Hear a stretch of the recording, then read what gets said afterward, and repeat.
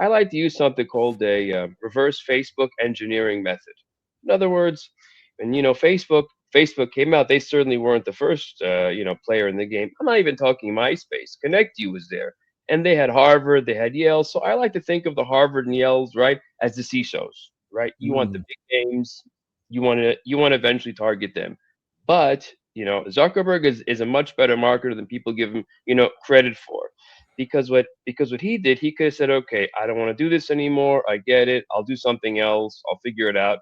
He said, what I'm going to do is I'm going to build around all of the big names, and I'm going to go and attract the smaller universities. And by default, we're going to get the Harvards and the Yales, and that's what happened. So the smaller universities, I like to use this type of an analogy, would be sort of like the SOC analysts, the SIEM engineers, the cloud security architects, because at the end of the day, these people are going to be your actual product users.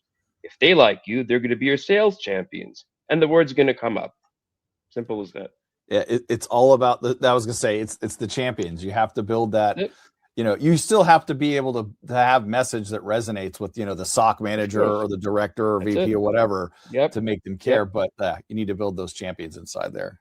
Oh, That's it. And once you can build those, then the word's going to go through. And if that CISO isn't going to buy it, they'll hear about you, and they may put a very nice, warm, referral to someone else who might be in the market for what you have.